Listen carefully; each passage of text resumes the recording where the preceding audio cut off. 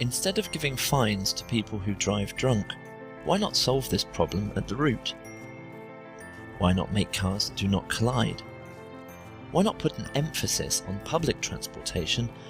Or why allow alcohol if it can be so dangerous? A lack of money or profit leads indirectly to such dangerous situations where human well-being is no longer a priority. Laws punish without explanation, and this behaviour is identical to that promoted by the school. Remember that laws are limitations that you have accepted. Laws are invented rules that only punish, they do not solve the problem.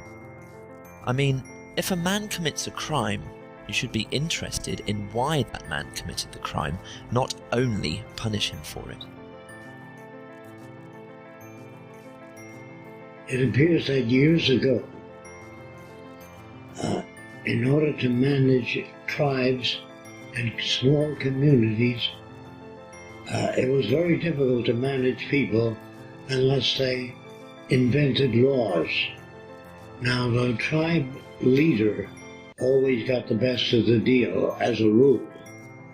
And in order to assure that be perpetuated, laws were invented. Laws originate only because of scarcity. If you have difficulty making that connection, imagine fruit growing all over the world on every tree. There would be no laws as to how much fruit you can eat. It has nothing to do with decency and ethics. It has to do with distribution of scarce resources. Naturally, the control group of any society gets the best. And that's the way the law is set. If we run out of material, laws are arranged so that some people get so much and others get so much, and by the amount of work you do, you get so much or so much less. But remember this, as essence, a way of thinking about law is think in terms of scarcity. If most of the airplanes disappeared, for whatever reasons, hurricane storms, then the few planes that did exist would be used by the establishment, the key rulers of the establishment. Do you understand that? If thousands of planes exist, thousands of cars, there's no need to make laws regarding who uses cars. But you can make laws about cars.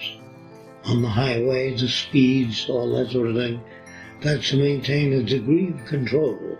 But the best way to maintain control is through technology, so that you make cars that can't hit one another and can't exceed the speed as established in the given district.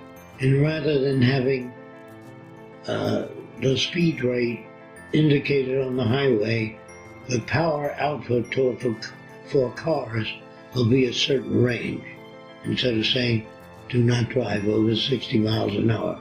I would say that was the original intent of law, to get the masses of people to accept the limitations superimposed upon them as being the result of their own misbehavior.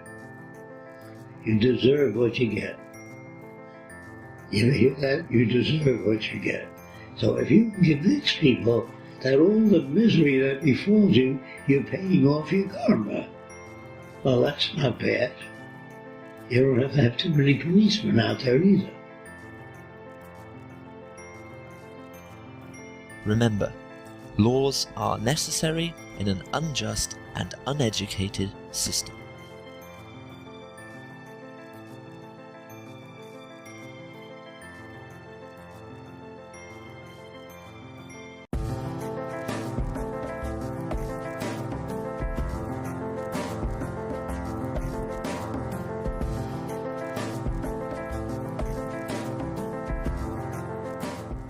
The environment creates behaviour, so if you want mankind to be organised in a progressive and intelligent way, without creating dangerous situations, then you should organise the environment.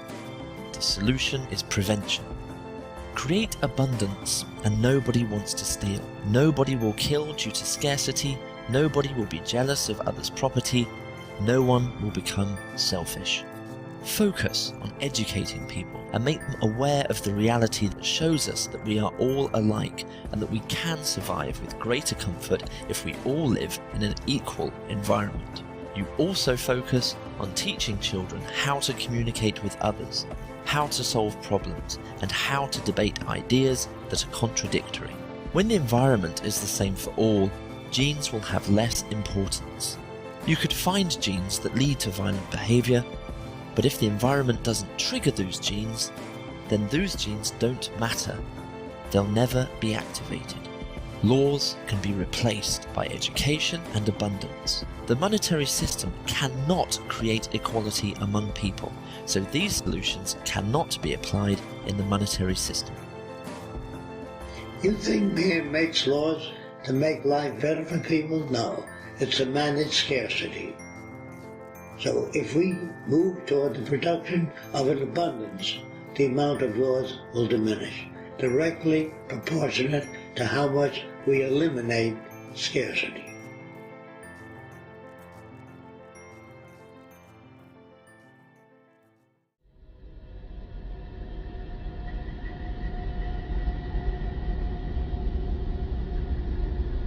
The human being is a being capable of discovering. We are the most capable as far as we know. You cannot prohibit without reason for such a being. We are not so primitive.